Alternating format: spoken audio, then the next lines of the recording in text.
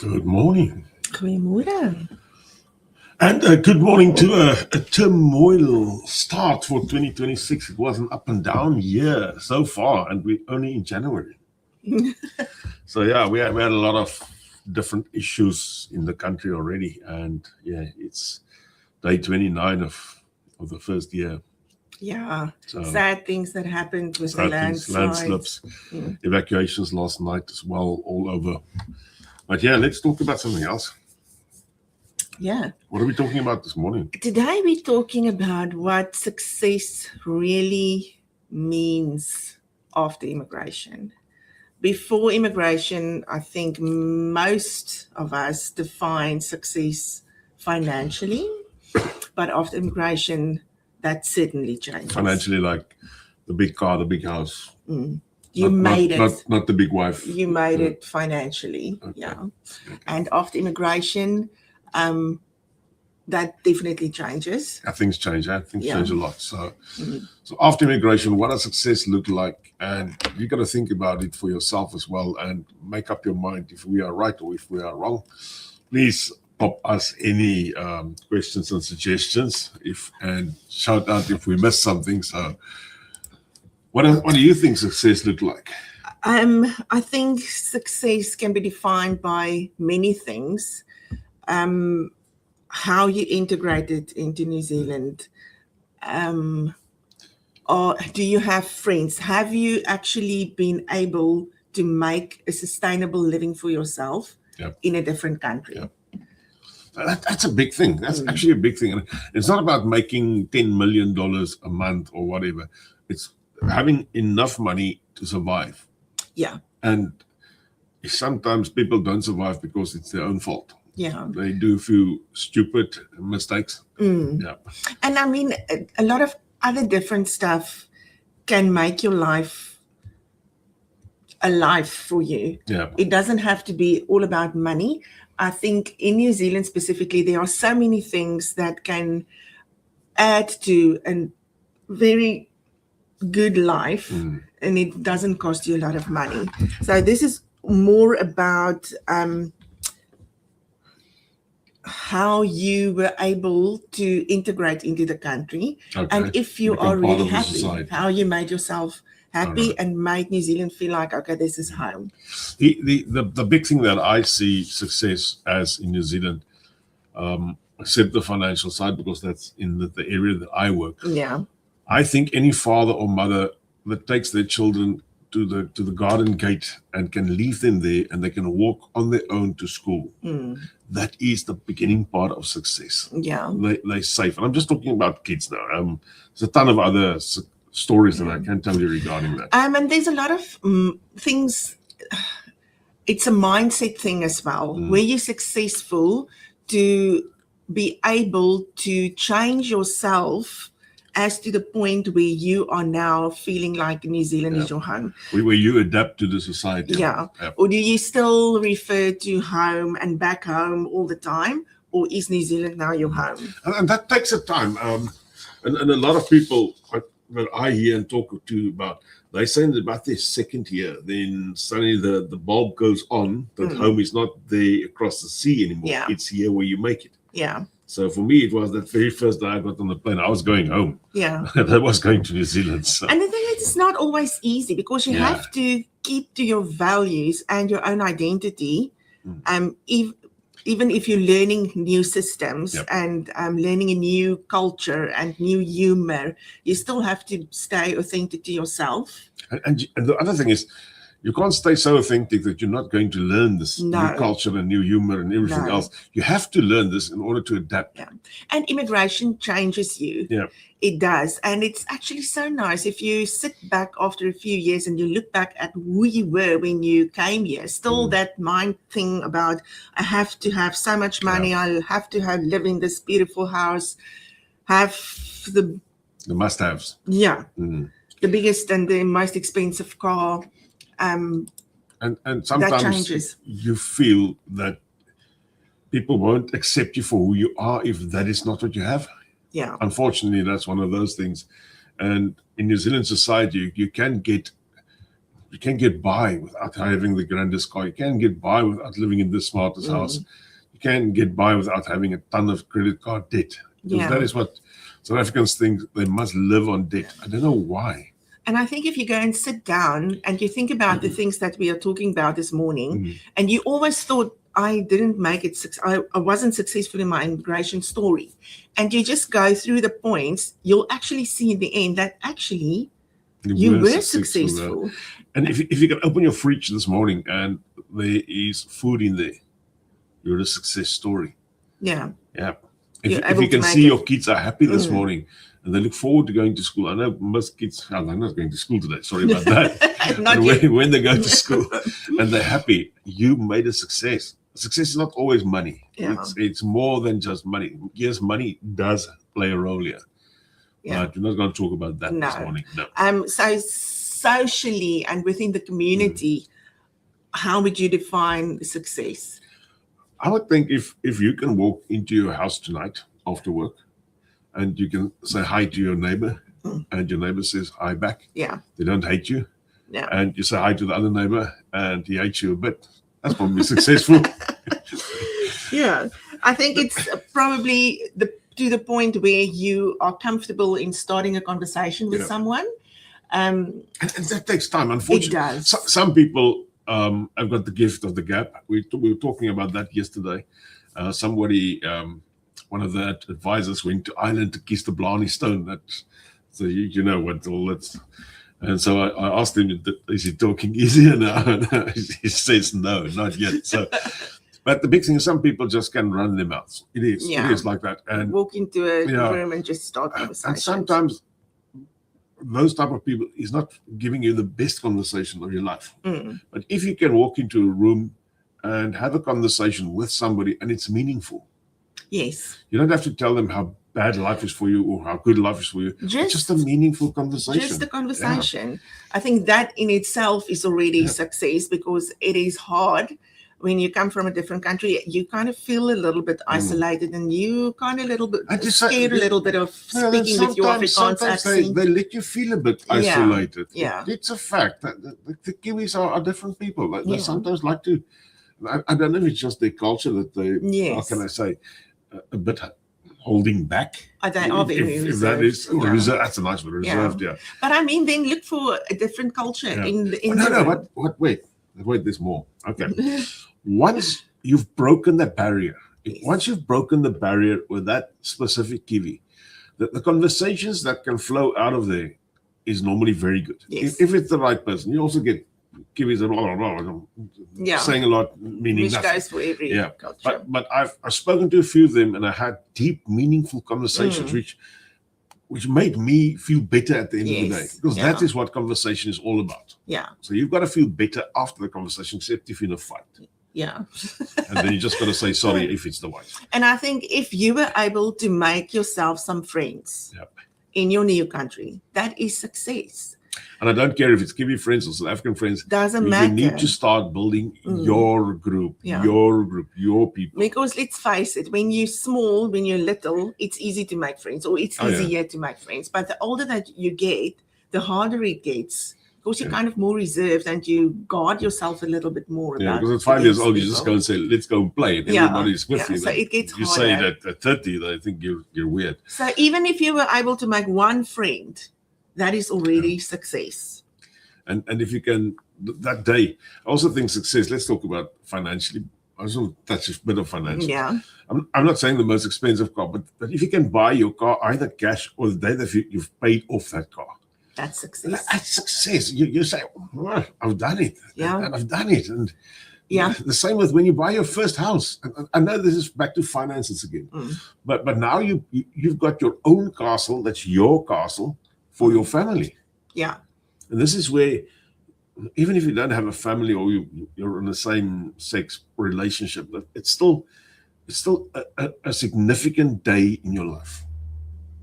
Yeah. It's still a significant day in your life. The day that you buy a house, you are building your own castle. This is your territory now, even if you come from whichever country in the world. Yeah. And I mean, you know what it takes to buy your first house. You have to save up a lot of money. So if you made that, you made it. You made it. You made it. And this is where the safety factor comes in for you're feeling safer in your own, in this new country. You're feeling safer in your own house, your family around, your kids, whatever you've got, they feel safer around you. Yeah.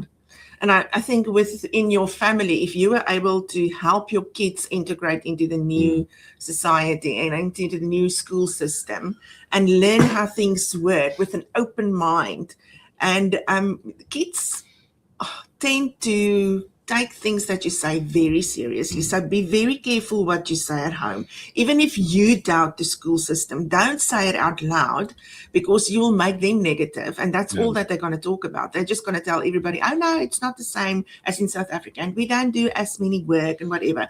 In the meantime, they're actually doing what they're supposed to do, but you as a parent are projecting your using it different, and you making them feel like the school system is not okay. No, this is one. So just be careful what you say to the kids. The big thing about success, what success looks like, is I think the big factor afterwards is how you feel. Yeah. How you feel as well. Yeah. Yes, you sorted out the wife and you sorted out the kids and you sorted out the dog and the cat and all these things. How do you feel at the end of the day? Yeah. Are you integrating, or are you still struggling and hanging on and hoping for that ultimate, how can I say that, the ultimate unicorn that's not going to pop up? Because a lot of people hope for something which is not realistic. Yeah.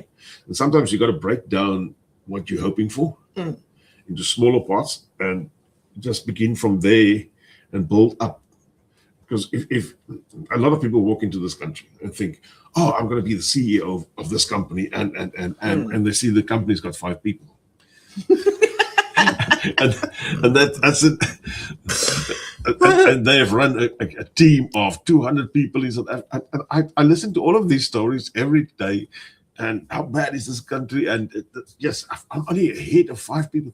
Yeah, you got only 5 people to worry about. Yeah. That's success. You made it, my mate. You made it. Good for you. And you're getting a heck of a lot of money for that. So. And for some people, I would say, if you were able to rebuild your professional identity, starting from below the level where you were when you left your own country. And that's a good thing. I want to go back to a conversation I had yesterday.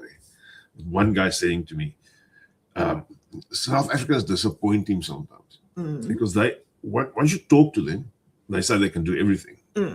But once you put them in the work, they can't. They can do everything a little bit. Oh.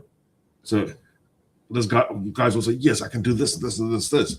Yes, I can do this amount of that. They can't do the full spectrum. But we are, how can I say, we try to over-compromise and give more than what's actually needed from us. Because sometimes you only needed to do this amount. And we want to do this amount, but we don't do it very good. Unfortunately. Okay. Unfortunately. How is that success? No. The fact is, once you, like you said, once you start below the level, and learn the levels and see what they expect of you, and then you go for the levels. Yeah. And once you actually know what the parameters is there, that's so much easier just to make a run for it. Yeah, and the thing is, a lot of people come here and then they had their own business, say, in South Africa. Yeah. Then you get here and now you have to work for someone else, and you're probably going to start very low. So someone that's younger than you, doesn't have the amount of experience that you have, is going to be your boss. Yeah. But you will prove yourself within a year or two. And then that is a really good success story. That old story from South Africa, consistency. Yes. Be consistent. Be there every day. You don't need to work 10 hours overtime every day. Yeah. Boss is not going to like that at the end of the day. So I say good morning to Benita saying good morning on the other channel. So yeah, but it's and different stories for success for different people and different ways to measure that. But except the finance, you got to look at more than just the finance. I know some people only measure success at finance. Yeah, that's not what life is about. You are so successful, but you just don't understand. Yeah. And I think in the workplace, when you get to a point where you know that people really trust you, to feel trustworthy to other people is a very good feeling. Yeah. And it will make other people see you in a different light because people talk. So just stay true to yourself and just push through. In the end, you will definitely benefit from everything And that you're going through. one thing people should remember, this is an island. Yeah. People talk like crazy. It's small. Yeah. Anita just saying a good place to start for younger people is learning the products and services of a company. It's always a good place to start. Yeah. Right there in the workforce, right at the face of the customer, probably getting the stuff done. So, and something else. Sorry, just to step back to that. If you want to become the manager, the store manager, and you've never been the cashier, how would you know how that person reacts? Even if you just do that for a week. Yeah.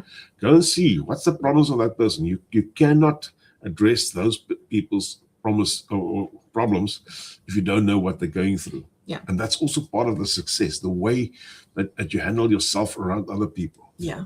It's unbelievable. Yeah. It's unbelievable. And I think if we go to look at what Vanita says, knowledge is more valuable than money. And at the end of the day, the knowledge makes money. That's true. So I think you just have to retrain your brain not to think about money all the time.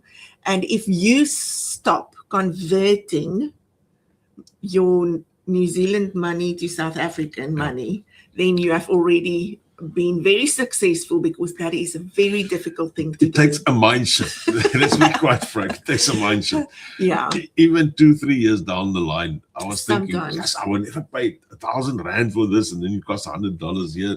Yeah. Even just when you suddenly find yourself, you're talking about dollars and not about rands anymore, because I made the mistake so many times. I'd go somewhere and say, it's 6 rand, but it's actually $6. But now you're in it. It's kind of like it's normal now.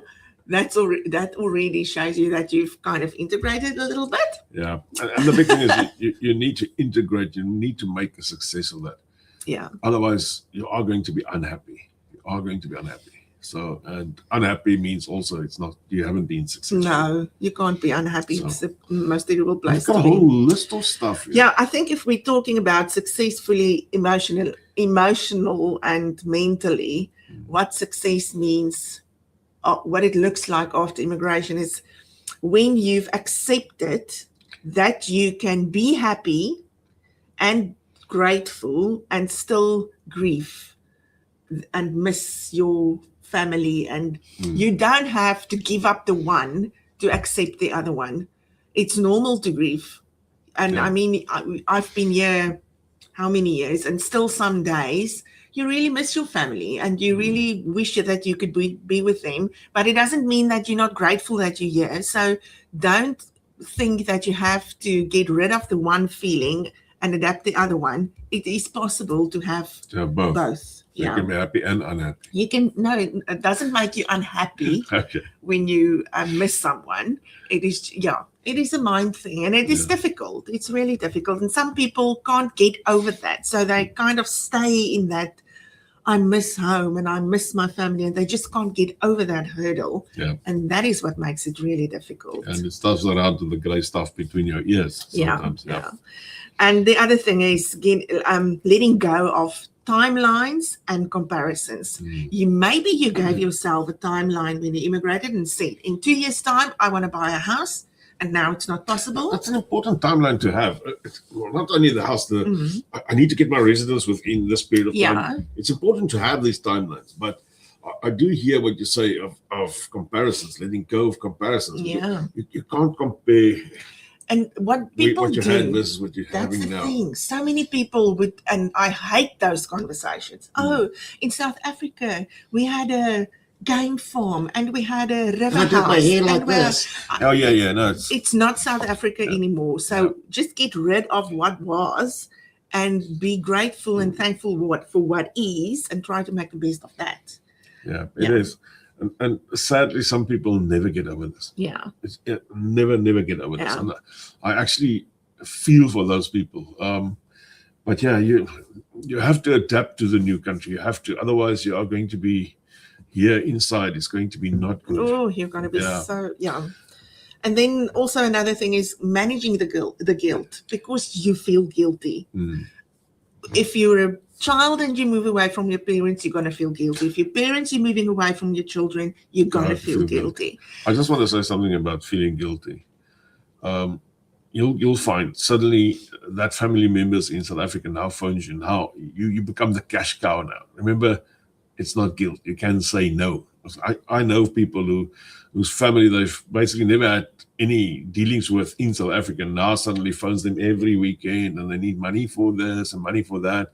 And these poor people just give. Yeah. And they are struggling this side as well. I think there's a misconception that now that you live in New Zealand, you earn dollars, you've got a lot of money. We're all billionaires when we walk in. You still have to make a life for yourself. You got to do here first. Yeah. Those people got to look after themselves there on their own. I know we all try and we all do what we can do, but you have to look after yourself first. But they're saying family back in South Africa moves on. It's important you move forward in New Zealand to make it your new home, especially moving forward in New Zealand. It's always an interesting discussion when we talk about these type of things. Then another thing is immigrating. You become so resilient because so many things go wrong and so many things doesn't work out the way that you expected it to. Yeah. But you just push through and you become so resilient that you can actually, you should actually feel proud of yourself when you look back and you find how resilient you've actually become. It is something to be very proud of. Yeah, and if you're listening here today and you haven't changed, you should think back and wonder why I haven't changed. Why haven't I grown a bit more? Because you're supposed to grow. This is your journey on earth. It's growing and learning and becoming more than what you are. And every time you got to be better yourself. I'm not just talking financially. I'm talking spiritually, emotionally, everything else you can think of. So immigration, I think, is your life should feel balanced. When your life feels balanced, that is where you feel happy. Or for me, that is what, if you've got everything sorted out, even if it's not a lot, even you just make do with what you have, as long as you can feel like you've made it. You've made your life better in some and as long as you feel happy. As long as you feel happy. As long as you feel happy. So that's rather important. Happiness overcomes a lot of difficulties, if I can say that. So Vanita's saying we have different experiences when you immigrate. People who don't do this don't understand. And that is the other thing. What I've found with myself, I never spoke to the people back home about my immigration story. Not that they asked. Your journey, they didn't ask. And they never even asked it. So I didn't feel like I wanted to tell them that. And something that's very sad to me now that I think of it, when people come to visit you in New Zealand, you are very proud of what you were able to do, that you were able to build a life for you here. And it is so beautiful. You want to show the people all the beautiful things. You don't want to brag. You just want to show them what your life in New Zealand looks like. And some people get here, family members, not with us, but with a lot of people that I know. They get here, you show them all the beautiful things. You want to take them out and they're just not interested. They have got something bad to say about everything that you show them, something negative about every little thing that's different from where they come from. And that makes you kind of, you don't want to show anymore. You don't want to share your story you should anymore. Keep on sharing. What I think is, they've become so set in their ways. And somewhere inside of them, I think it could be that they are jealous. I was just going to say, don't I you think that's what it is? They are jealous. They do see. People, you can't be blind. You can't be that blind. They do see, it's beautiful, this area. But they're not willing to acknowledge it. Yes. It's as if they would acknowledge that they're wrong. Yeah. So they don't want to acknowledge this, and they don't want to go there because they're afraid to see and I don't know, how beautiful it is. I don't know if this is a South African thing. I don't know, because you find it now that we've immigrated it between South Africans as well. You don't you don't want to see the sun shine on everyone. I don't know. People are sometimes very funny. If someone made it in whatever way, they made a success of something, there will always be those people that's going to look down at them or going to say nasty things about them. And just remember that you worked really hard to get where you are, even if you and don't get discouraged. No. Don't get discouraged. Because it's very easy to just go sit in your hookie then and say, okay, I'm done with this now. I don't want to do it anymore. No. What I do, and I've got friends who's really made it, and we form a circle. Yeah. We form a circle. I'm so glad when one of my friends really makes it out there. Yeah. Really, that's the ultimate thing I could wish for anyone. Yeah. Even if they're just extremely happy. I'm not even talking financially. Let's say somebody else is extremely happy. Yeah. For whatever reason. Yeah. And other people will think, oh, that guy's crazy, or whatever the reason may be. Or they made it financially. They worked very, very hard. They worked extreme long hours, and eventually they made it. Yeah. And then people would come and say, no, this guy is a crook or something. You know how South Africans is. Yeah. So I rejoice for them. Yes. And that makes me happy. Celebrate.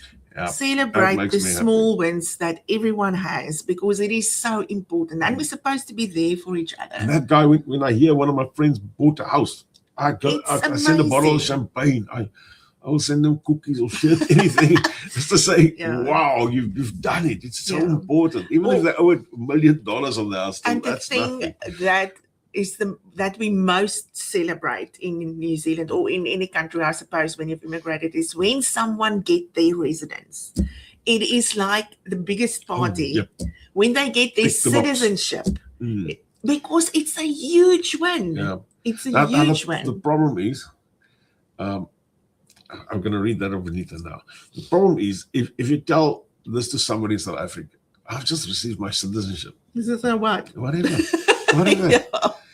For me, if you received your citizenship, wow, you've come so far.